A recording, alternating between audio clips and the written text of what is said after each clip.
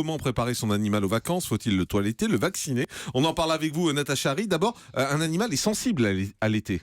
Oui, enfin, lorsque l'été ressemble vraiment à un été, c'est-à-dire lorsqu'il commence à faire chaud, nos animaux sont particulièrement sensibles à la chaleur parce qu'ils n'ont pas tout à fait les mêmes capacités que nous pour thermoréguler. Nous, lorsque l'on a trop chaud, on va se mettre à transpirer. Un chien et un chat ne transpirent pas, mais va plutôt...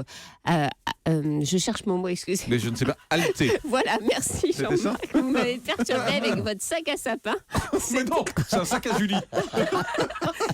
En tout cas, oui, c'est tout à fait ça. Donc, juste attendez, parce que c'est important, vous y êtes passé assez vite, mais les gens ne le savent peut-être pas. Moi, je l'ai appris récemment, un chien ou un chat ne transpire pas. Oui, mais vous avez déjà vu votre chien transpirer? Ben non, mais je ne me suis jamais posé la question. D'accord. Vous ne vous êtes pas posé la question. Mais effectivement, non, les chiens et les chats ne transpirent pas. D'accord. Donc, ils doivent réguler leur température autrement.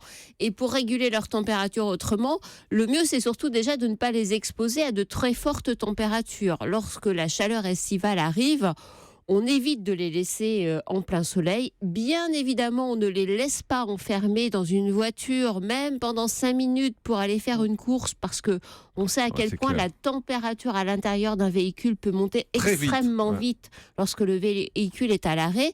Donc ça, c'est une erreur à ne pas commettre. Et chaque année, il y a des animaux, et aussi des enfants d'ailleurs, on peut le dire, qui meurent dans de telles circonstances, alors que ce sont des gestes simples à avoir. On peut parler des longs trajets aussi, parce que tout le monde n'a pas de climatisation, même si c'est en train de se développer dans les voitures aujourd'hui. Il y a des gens qui ont des vieilles voitures où il n'y a pas de clim. Alors, comment on fait quand on a un animal qu'on doit transporter, et puis quand on part dans le sud en particulier?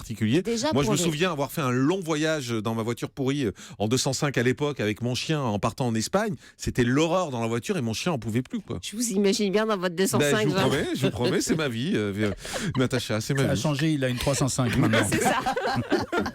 C'est l'ascenseur social. Voilà, il est passé à la 305. Alors, pour les trajets en voiture, il y a quelques règles simples à respecter qui sont des règles de bon sens. D'abord, il faut s'arrêter de manière régulière. Toutes les 2 heures, en principe, on doit faire une pause.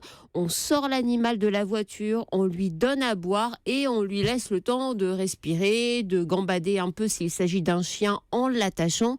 Attention aussi aux animaux qui vous échappent sur une aire d'autoroute, notamment les chats qui voyagent dans des caisses de transport. Parfois, on ouvre la caisse de transport pour leur donner à boire, et là, pris de panique, pris de peur, parce qu'ils sont dans un contexte qui n'est pas habituel pour eux, ils peuvent se sauver. Donc il faut vraiment être extrêmement vigilant, mais il est important de s'arrêter et il est important de leur faire prendre l'air. Est-ce qu'on laisse le chien passer la tête? Vous savez, il y a beaucoup de chiens qui passent la tête par la vitre pendant qu'on roule pour prendre de l'air. C'est bien ou pas? Non, c'est pas conseillé. Alors si ça dure 5 minutes, effectivement, ils aiment ça, ils ont la truffe au vent, ça leur fait plaisir. Mais surtout le trajet, non, absolument pas. Parce que ils vont se prendre un gros ventilateur dans la tête pendant plusieurs heures. Ils risquent bien sûr des otites, ils risquent des conjonctivites. Ils peuvent se prendre aussi des corps étrangers qui sont dans l'air, qui peuvent être projetés par une autre voiture. Donc merde, c'était Julie. Là, chez moi. Non, mais je sais pas si là aujourd'hui, je pense que c'est l'eau aromatisée qui en fait est un produit dopant dans ces eaux. Jean-Marc Morandini. Allez faire le plein de votre 205 et revenez après. Oh là là. 205 noir, voilà. Ah bon. On saura tout avec le chien noir à l'intérieur. Il faut l'amener chez le veto ou pas? Pas la 205. Alors, d'abord, oui, il faut faire des contrôles réguliers de votre animal. Donc, avant l'été, c'est une bonne chose de le faire pour s'assurer que ces vaccins sont à jour. Il y a un certain nombre de destinations où il faut avoir des vaccins, même en France. Lorsque vous allez dans certains lieux, des campings par exemple, qui peuvent autoriser les chiens ou les chats, on va vous demander que la vaccination soit à jour. Et puis il y a certaines maladies dont je voulais vous parler ce matin qui sont des maladies un peu spécifiques à l'été. Une très spécifique à l'été et surtout au département du sud, du grand sud de la France, bassin méditerranéen, et aujourd'hui ça remonte même vers la région Rhône-Alpes. C'est ce que l'on appelle la leishmaniose. La leishmaniose, c'est une maladie parasitaire qui est transmise par un moustique bien spécifique qui s'appelle le phlébotome. Cette maladie est extrêmement dangereuse pour les chiens et on a moyen aujourd'hui d'essayer de limiter, si vous voulez, son développement en luttant contre les moustiques. Alors, lutter contre les moustiques, ça veut dire quoi? D'abord, ça veut dire essayer d'éviter que votre animal soit piqué. Pour ça, Oui, ça paraît pas évident. Ouais, mais oui, comment on fait ? Le phlébotome ne pique pas à n'importe quel moment de la journée. Ah. Il va piquer lorsque le soir arrive, lorsque la température baisse et que le crépuscule arrive.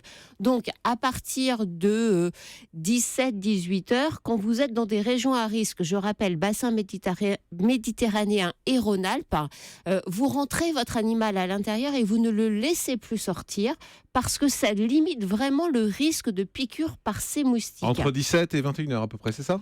Jusqu'au lendemain matin, jusqu'au lendemain, idéalement. Mais c'est vraiment en principe le soir que ces moustiques piquent. Essayez d'éviter de garder des pots de fleurs, vous savez, avec un peu d'eau résiduelle dedans, parce que ça, ce sont des nids à moustiques. Utilisez des antiparasitaires, des anti-moustiques sur votre animal et dans l'environnement. Et puis, mais je dis une bêtise ou il y a un vaccin contre ça ? J'allais y venir. Non, il y a un vaccin. Parce que je crois que j'ai fait vacciner mon chien contre ça, moi. Il y a un vaccin qui est disponible qui ne donne pas une efficacité à 100%, mais qui est quand même très intéressant avec un protocole bien spécifique. Donc, il ne faut pas hésiter à vacciner contre la leishmaniose quand on habite dans une zone à risque. Oui, mais moi, je sais parce que mon chien passe l'été dans le sud. C'est pas toute la France. Docteur Cohen. Voilà, mon problème, c'est le suivant. C'est qu'est-ce que vous me conseillez de faire ? Est-ce que je mets mon chien à l'arrière de la voiture et j'ouvre légèrement les carreaux, ou bien je mets le grillage à l'arrière dans le coffre et je laisse le coffre ouvert ? Alors, je ne sais plus quoi faire. Alors, théoriquement, il faut... Vous laissez le coffre ouvert avec le chien dedans ? On met des espèces de petits grillages. Ah bon ? Oui, ça se fait, ça. Théoriquement, votre animal ne doit pas voyager libre dans la voiture. Soit il est dans une caisse de transport qui est installée sur un siège et la caisse doit être attachée, soit il est à l'arrière dans votre coffre avec des barreaux qui l'empêchent en cas de choc d'être projeté sur les passagers. Ça, c'est la règle. Si votre chien... Alors, dans les grosses voitures allemandes comme celle du Dr Cohen, qu'est-ce qu'on fait ? Mais ça balance aujourd'hui. Je vais balancer. Vous croyez qu'il a une 305 Allez, avancez, Natacha. Ne cherchez pas. C'est fini avec les marques de voiture. Si votre chien est à l'arrière de la voiture, il faut faire attention au soleil qui vient taper sur la vitre arrière de la voiture et qui peut être extrêmement dangereux. À ce moment-là, vous pouvez mettre une protection solaire sur la vitre arrière. Bon, c'est pas ce qu'il y a de plus esthétique, mais c'est assez efficace. Sur mon cabriolet de Ferrari, non, ça marche pas. C'est assez efficace. Moi, je sais pas si je vais revenir un jeudi, finalement. Je crois que je préfère le vendredi. Ah, c'est plus calme. Mais le mieux, c'est quand même de voyager avec une ventilation dans la voiture, une climatisation pas trop forte. Les vitres ouvertes, c'est pas forcément ce qu'il y a de plus efficace. Autre maladie dont je voulais vous parler ce matin, c'est la pyroplasmose. La pyroplasmose, voilà, c'est une maladie, là encore, qui est due à un tout petit parasite, un microscopique, qui est transmise par les tiques.